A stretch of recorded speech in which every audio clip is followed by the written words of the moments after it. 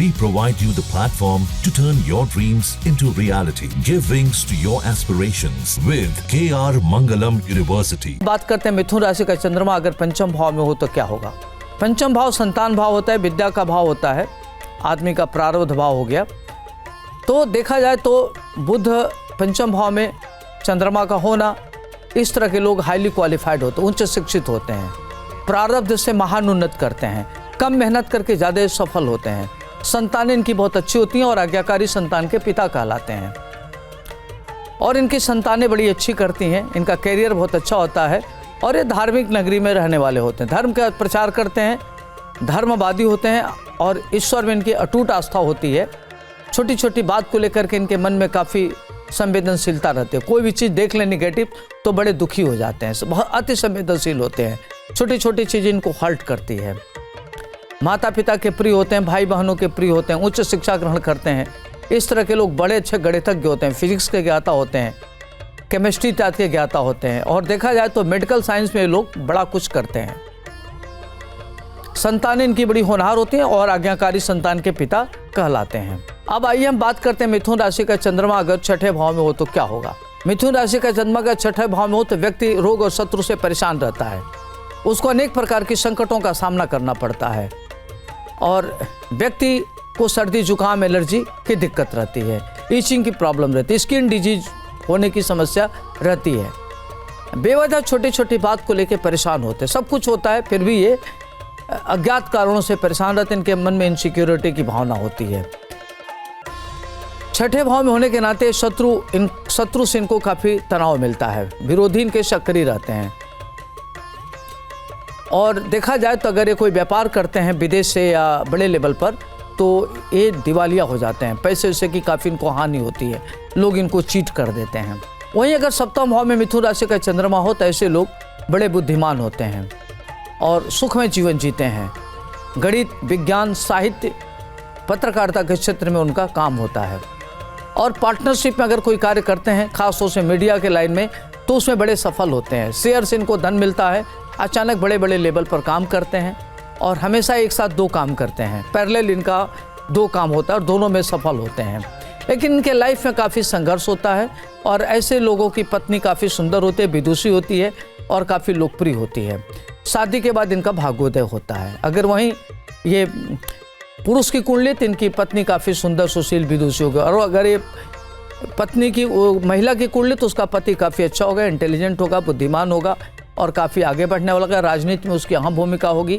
और व्यक्ति विभिन्न प्रकार के क्षेत्र से धन अर्जित करने वाला होता है, साहित्यकार होता है, लेखक होता है, ग्रंथकार होता है, राजनीति में बड़े पद को प्राप्त करने वाला होता है और आध्यात्मिक शक्ति से भरपूर होता है, उसको तंत्र मंत्र यंत्र में गहरी रुचि होती है। अगर वही मिथुन राशि का चंद्रमा अष्टम भाव में हो तो व्यक्ति दीर्घजीवी होता है, स्वास्थ्य को लेकर के उसको चिंता होती है, सर्दी जुकाम नज़ला की समस्या होती है, मौसम चेंज होते ही उसको ईचिंग की प्रॉब्लम रहती है और स्किन डिजीज भी हो जाता है, ऐसे लोगों को स्किन डिजीज भी होते हुए देखा गया है। और ये लोग बड़े एक्स्ट्रा करिकुलर वाले होते हैं, बौद्धिक क्षमता के धनी होते हैं, इनके नेत्र बड़े सुंदर होते हैं, महिलाओं के अति प्रिय होते हैं, महिलाओं के द्वारा इनका काफ़ी सम्मान मिलता है इनको और महिलाओं के द्वारा आगे बढ़ते हैं। समाज में इनकी भूमिका बहुत अच्छी होती है, लोग बड़े आइडियल विचारधारा के होते हैं, आइडियोलॉजी से कोई समझौता नहीं करते, चाहे जितना संघर्ष कर ले लेकिन ये बड़े ईमानदारी से निष्ठा से अपना कार्य करते हैं, ग्रंथ लिखने वाले होते हैं, मेडिकल के फील्ड में जाते हैं और इस तरह के लोग क्लिनिकल साइकोलॉजी में कुछ बड़ा कर लेते हैं, दूसरों की मनोभावना को जानने की इनके अंदर अद्भुत क्षमता होती है। वहीं अगर मिथुन राशि का चंद्रमा नवम भाव में हो तो व्यक्ति बहुत भाग्यशाली होता है और 23वें वर्ष में भाग्योदय हो जाता है उसका और अपने भाग्य के द्वारा आगे बढ़ता है, बहुत इंटेलेक्चुअल होता है, पढ़ाई लिखाई कैरियर उसका अच्छा होता है, संतानें उसकी बहुत अच्छी होती हैं, दूर देश की यात्रा करने वाला होता है, विदेश जाने वाला होता है और वो इंडस्ट्री बड़ा लगाता है, व्यापार के क्षेत्र से काफ़ी बड़ा धन अर्जित करता है, शेयर से, ट्रेडिंग से और समाज को कैसे एक नई दिशा दिया जाए वो अपनी मौलिकता के द्वारा अपने इंटेलेक्चुअल पावर से लोगों को एक नई दिशा देता है। लेकिन उसके मन में उद्विग्नता रहती है, उसका मन उद्विग्न रहता है, कितना हो सफल रहे फिर भी उसके अंदर अपने अंदर कुछ कमी महसूस होती है और वह व्यक्ति अपने को संतुष्ट नहीं महसूस करता। उसके विरोधी काफ़ी सक्रिय रहते हैं, षड्यंत्रकारी हमेशा उसके पीछे पीछे पड़े रहते हैं, लेकिन कोई उसका कुछ बिगाड़ नहीं पाता। मिथुन राशि का चंद्रमा अगर दशम भाव में हो तो व्यक्ति पिता का बहुत प्रिय होता है, समाज में बड़ा लोकप्रिय होता है, जनता में उसकी बड़ी विश्वास होती है और वो राजनीति में काफ़ी बड़ा नेता के रूप में जाना जाता है। नेतृत्व करने की अद्भुत क्षमता होती है। लोग व्यापारिक स्थिति इनकी अच्छी होती है, इंडस्ट्री लगाते हैं और देश विदेश की यात्रा करने वाला होता है, प्रोफेसर होते हैं, वाइस चांसलर होते हैं। आध्यात्मिक शक्ति इनकी बहुत अच्छी होती है, नेतृत्व करने की क्षमता इनके अंदर ज़बरदस्त होती है, मंत्रणा देने की इनके अंदर बहुत बड़ा कला होता है। बेवजह छोटी छोटी बात को लेकर तनाव में रहते हैं, परेशान रहते हैं और इनके मन में असुरक्षा की भावना घर कर जाती है। अगर ये पॉजिटिव सोचते हैं तो बड़े प्रसन्न रहते हैं, नेगेटिव सोचते हैं तो डिप्रेशन में आ जाते हैं। लेकिन इनके गॉड फादर, इनके जो पिता के द्वारा इनको काफ़ी महान उन्नति होती है। एकादश भाव में मिथुन का चंद्रमा हो तो व्यक्ति प्रचुर मात्रा में धन अर्जित करने वाला होता है, पिता का प्रिय होता है, माता का प्रिय होता है, धन धान से युक्त होता है, पैतृक संपत्ति का उपभोग करने वाला होता है। व्यक्ति को विरासत में बड़े पैमाने पर शेयर से, प्रॉपर्टी से,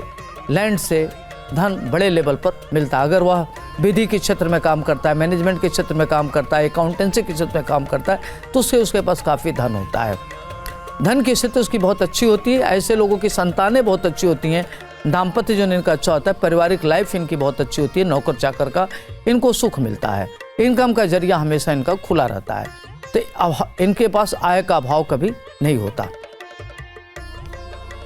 हमेशा स्मूथली इनके पास धन आता है। अगर वही मिथुन राशि का चंद्रमा 12वें भाव में हो तो व्यक्ति बहुत खर्चा करने वाला, देश विदेश की यात्रा करने वाला और हमेशा यात्रा में रहने वाला होता है, किसी की बात नहीं सुनता, मनमौजी करने वाला होता है, तानाशाही प्रवृत्ति का होता है, खाने पीने का बड़ा शौकीन होता है, कई बार उसको स्वादिष्ट भोजन मिलता है तो ओवर ईटिंग कर लेता है, हेल्थ उसकी प्रभावित रहती है। कई बार व्यक्ति महिला मित्र के द्वारा आगे बढ़ता है, महिलाओं का अति प्रिय होता है, देश विदेश की यात्रा करने वाला होता है, समाज में उसकी बड़ी अहम भूमिका होती है और विजनरी होता है, कल्पना लोक में विचरण करने वाला होता है। लेकिन जितना वह सोचता है हवाई महल बनाता है, अगर उसका 1/1000 अंश इम्प्लीमेंट कर ले तो इस तरह के लोग महान उन्नत करते हैं, समाज को एक नई दिशा देते हैं, सोच इनकी बहुत अच्छी होती है और इस तरह के लोग हाईली क्वालिफाइड और इंटेलेक्चुअल होते हुए देखे गए हैं और ये अपने गृह प्रदेश से दूसरे देश में रहते हुए देखा गया है। इस तरीके से हमने बताया आपका मिथुन राशि का लग्न से 12 घरों में क्या प्रभाव होगा और इस तरह के लोगों का क्या प्रभाव पड़ेगा, कैसी स्थिति रहेगी, सब मैंने डिटेल में बताया। अगर आपको चंद्रमा के नाते एकाग्रता का भाव है, मन में इनसिक्योरिटी की भाव है, माता पिता से तनाव मिल रहा है, कोई बात लगता है कि आपकी समझ में नहीं आ रही है, आप अपने को बहुत चिंतित उद्विग्न लग रहे हैं, ऐसे परिस्थिति में आप सोमवार के दिन क्या करें कि दूध या दही दान करें, वो सोमवार नमः इस मंत्र का जप करें, भगवान शिव की आराधना करें तो आपका चंद्रमा काफ़ी मजबूत होगा। और चांदी के गिलास में आप पानी पीजिए और हो सके तो छोटे छोटे 11 चांदी का चंद्रमा बना लीजिए, उसको पूर्णिमा के दिन या सोमवार के दिन मंदिर में दान कर दीजिए। तो इस तरीके से करते हैं तो आपका चंद्रमा काफ़ी अच्छा होगा। आज के लिए इतना ही, मुझे दीजिए इजाज़त। आपका दिन शुभ हो, मंगलमय हो। नमस्कार।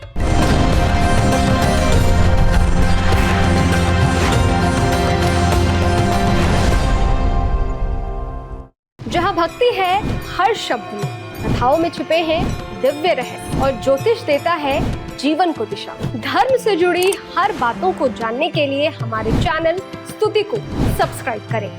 चैनल पर जाने के लिए इस लिंक पर क्लिक करें।